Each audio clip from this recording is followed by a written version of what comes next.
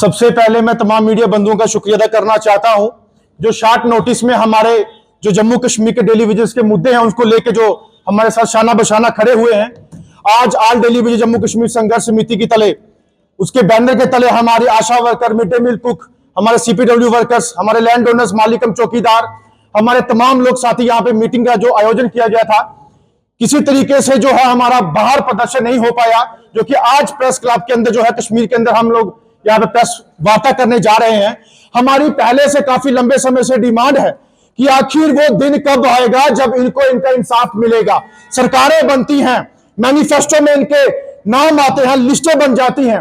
जब सरकारें बन जाती हैं तो फिर इनके जो है बातें असेंबली के अंदर नहीं बल्कि अपनी सैलरी बढ़ाने के लिए बात होती है। अपनी गाड़ियां, अपने प्रोटोकॉल, अपने बंगले, अपनी कोठियां नहीं बनाने की बात होती है। लेकिन हमारे इन मासूम लोगों की बात क्यों नहीं होती जो लाइन में सर्दी, गर्मी, बर्फ में वोट डालने के लिए खड़े होते हैं? इनके लिए इंसाफ की बात क्यों नहीं होती? दूसरा, रेगुलेशन पॉलिसी लागू होनी चाहिए।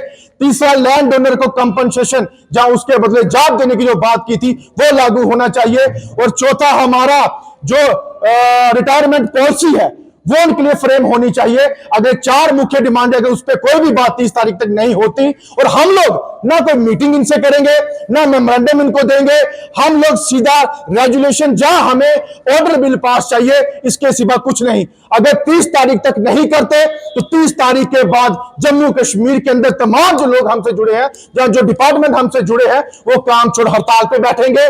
कोई घर भी नहीं बैठेगा, अपने दफ्तरों के बाहर, स्कूलों के बाहर, पंचायत घरों के अंदर फैमिली के समेत वो तमाम लोग बैठेंगे। और अगर उसका कोई भी नुकसान होता है तो प्रशासन या सरकार उसकी जिम्मेवार होगी। और मैं खुद जम्मू जीवल चौक प्रेस क्लब के बाहर धरने में बैठूंगा और जितने संगठन हमारे साथ हैं वो साथ देने की हमारे साथ जो है राब्ता करें। और कुछ संगठन भी आएंगे, लेकिन अब हम अपना हक लेके छोड़ेंगे। अब और हम चुप नहीं बैठेंगे।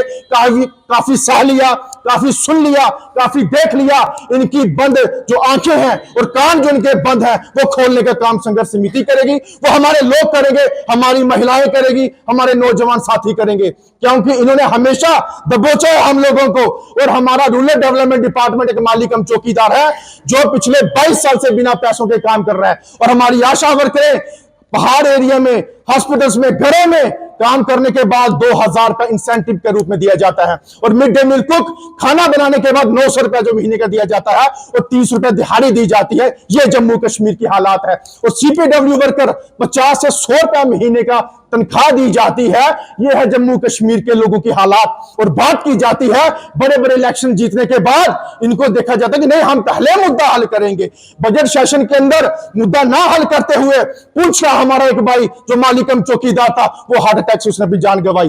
दुख है हमें ऐसे लोगों पे कि जो ऐसे लोग वोट लेते हैं इनसे और जब अपने बंगले संवारने के लिए वहां बिजी हो जाते हैं इनको भूल जाते हैं। वो अब हम ये नहीं होने देंगे। 30 तारीख के बाद उग्र रूप में तमाम डिस्ट्रिक्ट जितनी हमारी जुड़ी हमारे साथ, हर जगह धरना और प्रदर्शन होगा और काम छोड़ हड़ताल होगी। ये हमारी जिस दिन बजट सेशन पास हुआ मैं खुद वहां असेंबली के अंदर मौजूद था। मैंने भी आस लगाई थी जब उमर साहब बोलते जाते कब बजट में डेली विजिट्स का नाम आता है तो मैं वहीं पे नारा लगाता कि उमर साहब जिंदाबाद। लेकिन टोटली डेली विजिट का जब नाम नहीं लिया गया हमें तो दुख हुआ ही हुआ।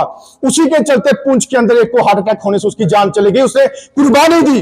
और कितने लोग ऐसे मासूम लोग जो आज भी परेशान हैं, जो आज दुखी हैं। और असेंबली के अंदर इन्होंने जो है अपना हड़कम भड़कम मचाई है कि मेरी 5 लाख सैलरी कर दो, मेरी फलानियां गाड़ियां ला दो, मेरे फलाने बंगले ठीक कर दो, फलाने टेंडर पास कर दो। और उनके लिए कोई कमेटी फ्रेम नहीं होती, इनके लिए 6 महीने की कमेटी फ्रेम होती है। और कमेटियां पहले भी बनी है और 25 साल से सरकारें ये काम करती हैं। अब नई कमेटी बना के कौन सा काम कर लेंगी? और कमेटियों से भी मिला, मैं मुलाकात मेरी उनसे हुई, वेरिफिकेशन इनकी मंगाते हैं, इनके डॉक्यूमेंट मंगा रहे हैं। वेरिफिकेशन किस बात की? ये वो लोग हैं जो पंचायत घरों को संभालते हैं, हॉस्पिटल को संभालते हैं, स्कूलों को संभालते हैं।